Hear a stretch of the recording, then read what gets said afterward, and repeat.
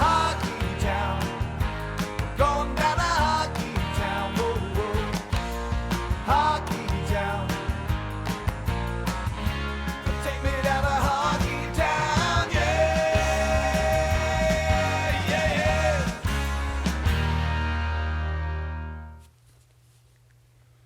Hello, hockey fans. The Minnesota Hockey Connection is on the air. And it's, hey, Monday. What is it? January 10th, 2022. New year, Bob. We got a special guest, Bob Nygaard, former, but he lived there at UMD, the University of Minnesota Duluth, for 37 years. 37 years. As a SID, Sports Information Director. What do they call it before the Sports Information Director? Well, they have Their different job names for title? it. It's Public Relations Director. I know schools call it. I was actually Assistant Athletic Director for Communications. Communications Director, Public Relations Director, Athletic Communications Director, Media Director. Now they have Strategic Media Relations Director, all sorts of titles. But we're basically, I always tell people to simplify it. It's basically the Public Relations Director for athletics. And you know what? Really, it's kind of funny. I go all over, and I know a lot of college people. And you're about the only SID that did hockey plus football. Any other sport? Yeah, well, I did baseball or softball in the spring, and then I also did cross country. I was one of the few, I think, in Division I hockey that also did football. That's what I'm saying. I loved it though. I love football. I wouldn't take it away, but I'll tell you what. When I was there, they had that run from 2007 to when I left in 18. I took that. It's been 3 years already? Well, I took that last full year I worked was 18 because I had my hip replaced. Remember? Oh, I that's came right. That's right. But those seven through 18, we were in the playoff postseason. 12 of those years. I can't do the math. So that would overlap that much more into the football or hockey season. That made it rough. But I've always enjoyed football, going back to Jim Malosky days, and certainly Right. a hockey fan. But Jim. it got tough. Great character. Jerry, it got tough. I mean, it Yeah. got tough with the workload, but it was a lot of fun being around those guys. But yeah, that was a real dinosaur in terms of doing those two sports. I don't know how your time I have a being saint over for there. a wife. I have a saint for a wife. Yeah, there you go.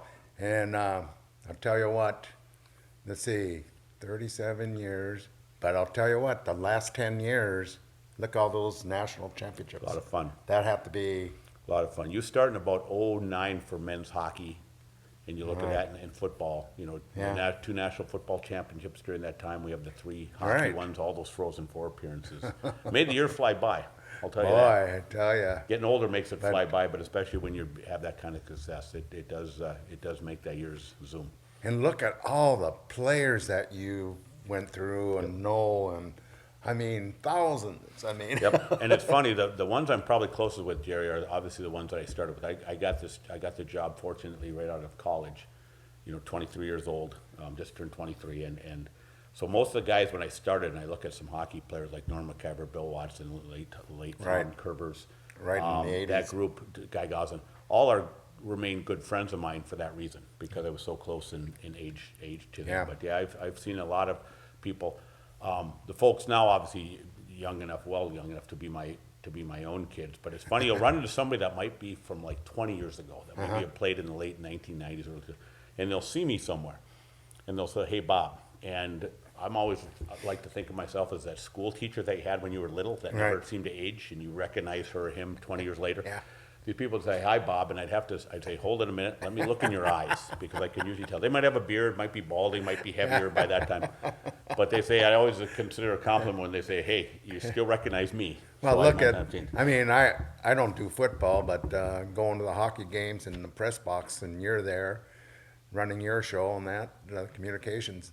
And how many, I mean, every game it seemed like a few people come in that Yep, from used to just play, in yep. town, Yep. in town, and come in and say hi to you and that. So that's, you And know. I see you have a Denfeld schedule here. He's Dale Jago remains a very Yeah. dear friend. Played fast pitch Oh, yeah. softball with him and whatever. But yeah, it is kind of neat when you see some of those people come in, and you were kind of that fixture for all those years. That stabilizer that was there all those years that they can at least go back to. We've had a couple of even on longevity, the coaches. Look at Mike Surge and Scott Sandlin. Right. They cover 38 years between them or something, and more than that. And so people like Rick Menz and myself that've been there Right. for a long time, and Right. Glenn Kulik, those are ones that at least they can go back and Oh, at least Glenn. I recognize. see Glenn Yep. once in a while. They Great guy. recognize that. Great And Jim guy. Knapp and Mike Surich were all Yeah. along there for, Mike was there for Right. 25 years. Scott's been there, I think, for what now, 22, I want to say, 21, 22. Can't do the math, but that's a lot of longevity. Well, A lot of consistency, stability in the program. Now you're going back, so I've been back here 30 years, and I lived in the Twin Cities for 20, because I did hockey all over, but I came up to a lot of UMD games during the 90s and that. Yep.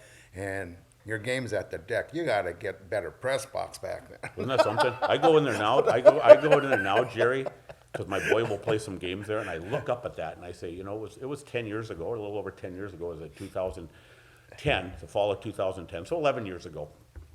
We were using that, and I'm thinking. I look back and I go, how did we make that work? How did we fit everybody? in there? People are going on TV, going up in holes. Oh yeah, and on the catwalk, and I mean, you just scrunch people in. But we were still doing the same. We were still doing the same TV games, Yeah.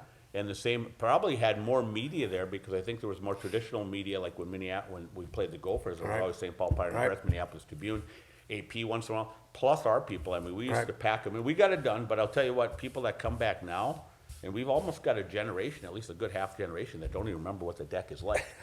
And they'll I come up, don't. but they love it for one reason. You still cannot beat the sight lines at that building. And when Right. that place was full, no disrespect to Amsoil Arena, but when the deck was full, when that joint was jumping, that was some place to play. Shorter rink, it was 185 or 190 long, so it was 10 feet shorter than the neutral zone.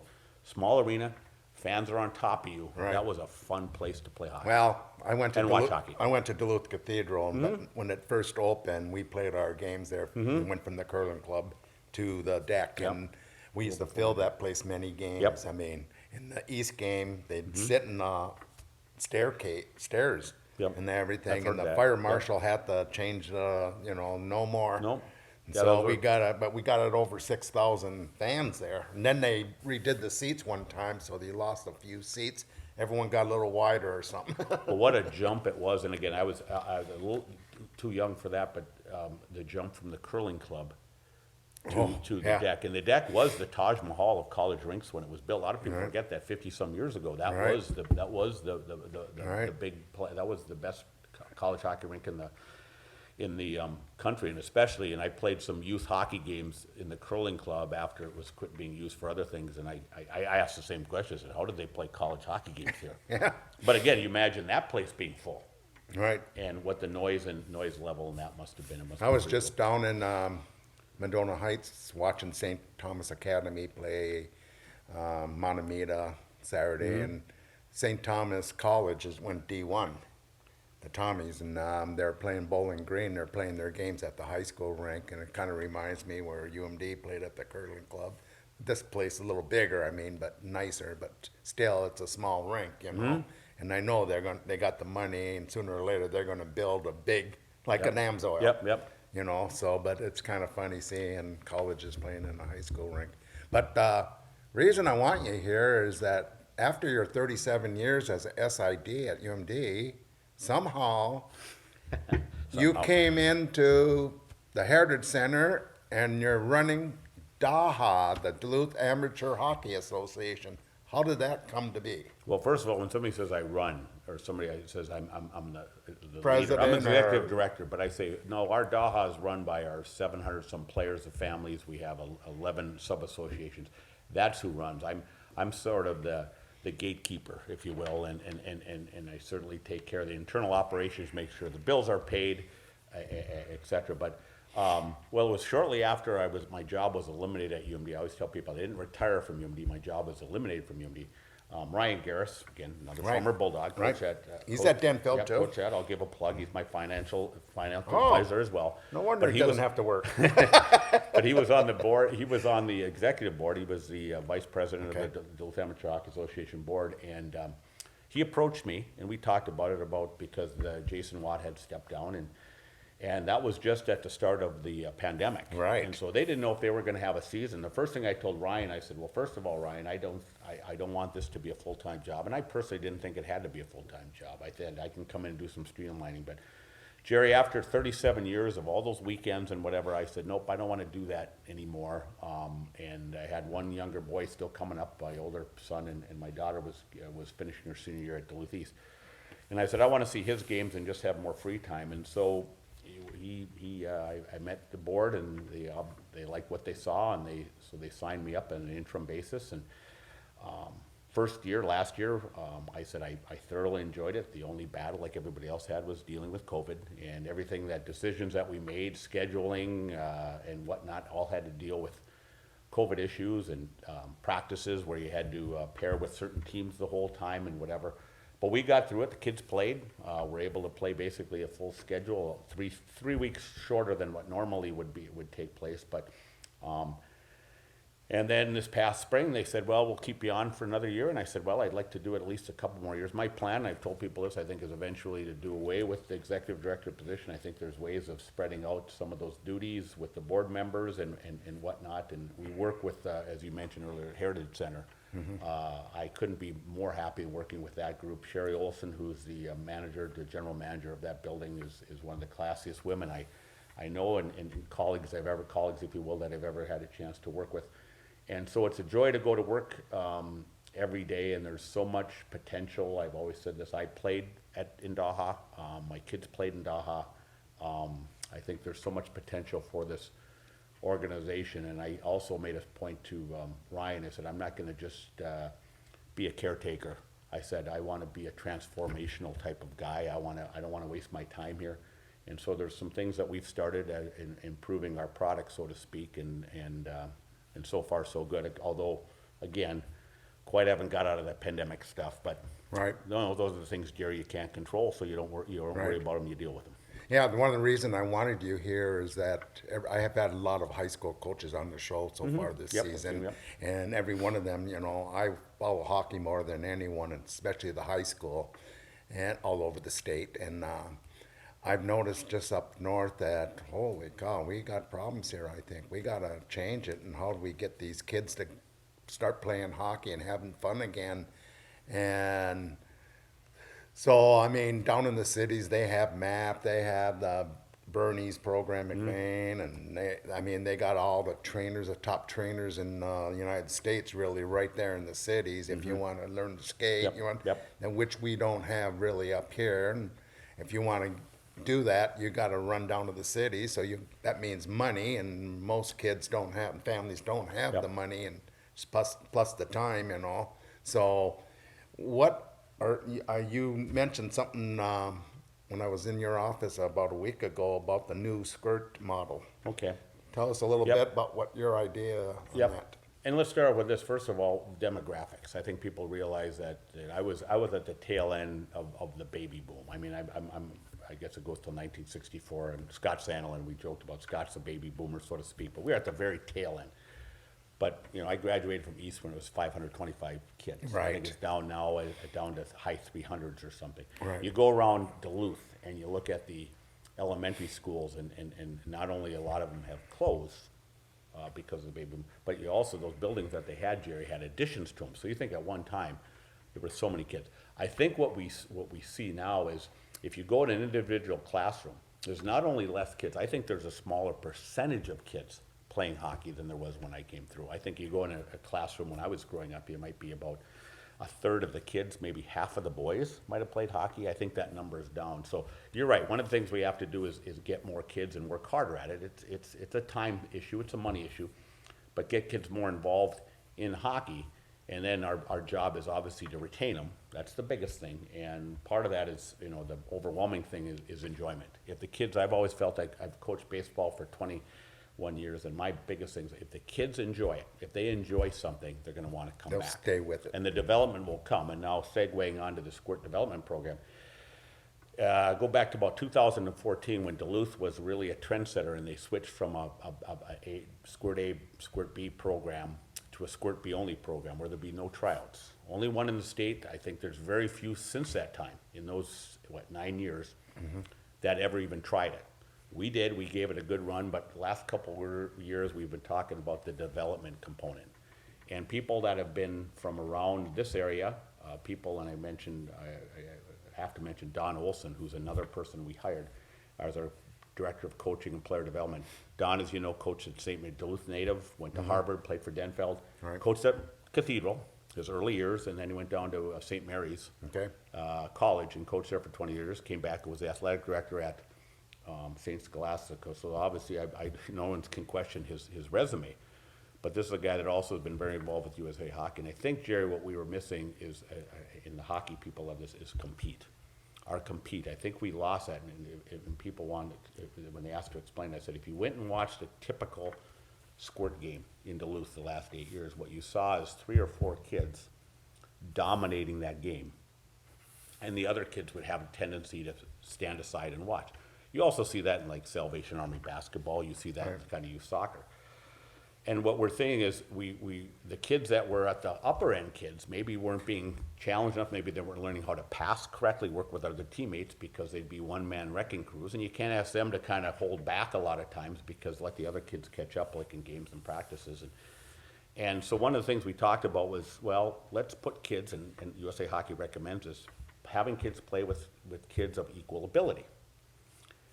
And this isn't for the high end, just the high end kids. This is also for the kids that are learning the game or starting out. And we realize too that there's never been a correlation drawn between how kids perform as a 10-year-old and what they're going to do as an 18, 19, 20 years old. That comes in, the Bantams and the early high school when they hit puberty and maturity and all that stuff. Right. But so I think in Duluth we have such a unique opportunity to do something that's totally different, that I think is the envy of the state, and that is we have our local rinks, and we're proud of them. America's outdoor hockey capital, we have 7 local rinks. We never want to lose those, and I can't emphasize that. We never want to lose those. I think because of history, mostly because of economics. That's free ice. And that's where the squirts and the mites, so anybody U10 and below play. We have basic 6 years of your hockey, of your 10 years in youth hockey, you're going to play at the rinks. But now what we're able to do, Jerry, is during the weekdays, Monday through Thursday, you're Joe Smith and you sign up to play for Woodland. You will play at Woodland on your squirt team, just like you have before, with all your friends, A, B players all together. You'll play against other Duluth teams. You'll practice during the week with your friends.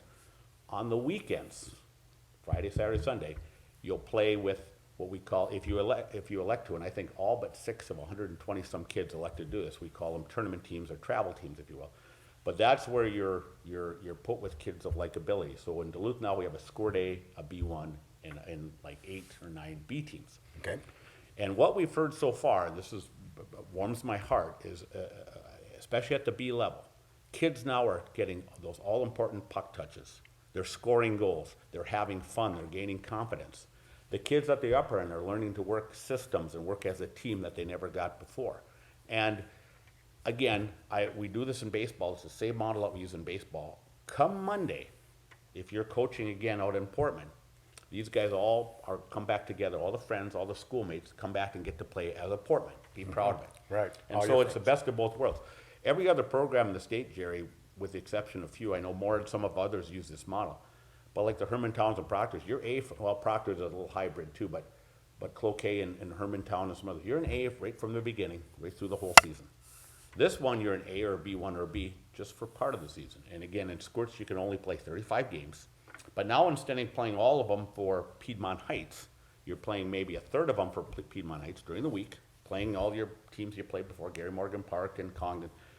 And then on the weekend, you're playing those rest of 20 tournaments or 20 tournament games or games against, if we have 8 Duluth teams. So mostly they they're can play each other. They're going to have different teammates too. Then. Yes. Right? And that's the other thing.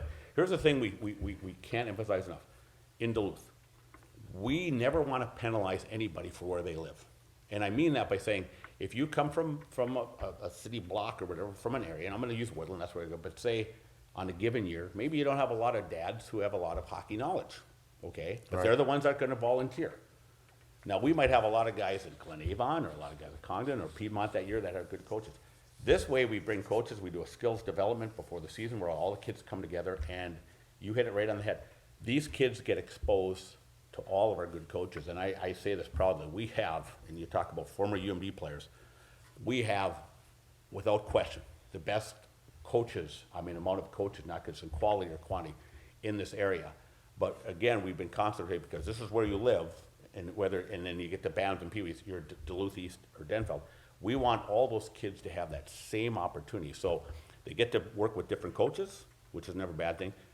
And on the weekends, you're right, they get to meet different kids. And again, being a father of 3, which is never a bad thing. And then come back on Monday, there's my school buddies. I get to go play. And hopefully Right. those kids, all of them have gained confidence, especially the ones newer, have gained confidence that now when they start playing at the squirts with their buddies in these house league games, now will feel confident about taking the puck and moving it rather than letting that one kid go up and score all 6 goals and you win 6-5. You know, it would be a good idea. I just thought of this, that you were at UMD for all those years, but every year, these UMD players, every year that it's on the team, should come out once a week and help the young kids. Yep. That's something that. We did a little bit, and Christian Kelling, a very good friend of mine, Right. and we called it ice or rink crashers, and we did the last couple of years where we'd schedule these players, and they were great. And I remember just talking about Okay. Riley Tufte was probably one of my favorites because I Okay. think you couldn't get him off the ice. I always joked, I think Riley spent so much time there because procrastinated when he didn't have to do his schoolwork. But we'd show up at a rink, and we got him up at Woodland when my kid was there, and yeah, they just come unannounced and they'd show up like at a Mite 2 practice. okay. And then some of the kids might recognize them. But yeah, that helps. Getting East and Denfeld players out too to their respective associations also help. But Jerry, I can't say enough about all these resources that we have in Duluth, and because Right. we've been siloed for We so gotta long, use 'em. We've been so siloed that it's like, here's the wall, you can't go to the other side. And now we say, you know what? Now we're going to have access to all of these coaches and these resources. And we even got comments during the skills sessions that we ran in October and November, where we invited all the kids, broke them up into 3 groups. But we had coaches from throughout the city work those, and even some of the coaches learn from other coaches. And I would say that in Right. baseball, I said one of the greatest, springs I had was 2 years ago. I worked with Tom Beresford, who's a former Duluth East baseball player and coaches up at Scholastica. But just working with him as his co-coach or assistant, how much I learned. And Yep. that's the other bonus about this too. You're not just limited to your small little area. You can work with other coaches. But this is the first year of the Squirt program, and as usual, as you imagine in here, Jerry, it's changed, and that's a swear word sometimes. Well, it's a little different than the USA model. Yes. Well, again, I think the model we have, again, is a hybrid. We don't go all the way on this end where it was Right. Squirt B. We're not on this one where it's A and B. We're right in the middle where Right. kids get the best of both worlds, and we're allowed to do that because of our rinks. You know what I like about this way you're doing it, the new Squirt model? When I grew up, there were so many rinks. And Me then too. everyone had their neighbor rinks. Me too, yep. And the parents would help out and flood the rink, Still and do. some of the kids would do that. Now, I go by all these rinks in the cities up here, and you hardly see anyone out there. By getting these kids out there and they're having fun, you might get them out there after their team and practice, just playing. Well, and like, one thing like we used to do. Yeah, and one thing we've emphasized, that's a great point. One thing we've emphasized to everybody is get back to the rink ratting. Yeah. I think for some reason we've lost it, whether we structured things too much, but I drove by, I think it was Sunday or Saturday, whatever we had, Saturday, it was a real nice day in town. I drove by down Woodland on my way to Heritage because we're working this Midwinter Classic, and I went by Glen Avon. I was kind of disappointed there wasn't more kids out in the rink, although I understood there were a couple jamborees going on, but I tell people, you spend all that time, those parents spend all that time building up these rinks. Let's use them. It's like, could you imagine if Amsoil said, okay, you guys have free ice? How many people would flock down there to do it? Well, every day we have that in 7 different spots around the city, that chance. And if you look at historically, Jerry, you can look at the great players that have come through this area. Right. Where do they spend all their time? Could be a museum. I look at Phil Ballou, who Yep. came up through Woodland, and Phil had a rink in his yard, but Right. Phil was a rink rat, and you Right. could watch it just the way he played. This wasn't any genes, this wasn't any luck. This was a guy that worked at it, like Had heart. everybody else. Just Had- loved being out in the rink. But he was the one you could count on always being out on the rink. But we got to emphasize that more because I see this up, with the exception of today. Next 10 days seem very mild for outdoor hockey. Let's use those outdoor rinks Right. to the max, Right. and before the snow melts or whatever. But that's a good. And here's point. another thing with Duluth. I mean, Duluth is probably the top tourist city in the state, in Mall of America, Duluth, and that. And you have all these big tournaments, and you have teams coming in all the time from the cities and that, and they stay overnight. The money that brings in. So I know before the city wasn't too, their offerings weren't that great. Yep. I mean, I think the city has to pick it up on helping out the hockey. Well, I think. And that's where, and there's a lot of money in that. We've made a lot of strides there, Jerry. I think Eva Pierce has done a remarkable job, not only as our board president since Paul Altman, a name you know from Duluth East, he was the one that hired me, but he left for Arizona. Eva took over in last September, kind of about the same time I started. Also was a COVID coordinator, which is certainly not an enviable position. But we've worked at meeting some people from the city, and we got a great relationship with the people from Visit Duluth, hopefully this new tourism group as well. But yeah, we emphasize that, and I think one of the things we're very proud of is when you talk about tourism, is the amount of revenue that we bring in, and it was 4 years ago they did one of those studies, and I think it was a $6 or $7 million impact. Wow. But the biggest thing is what I tell people is that impact is happening in the dead of winter, okay? No offense to anybody else that does the things during the summer. Right. Duluth sells its own. Right.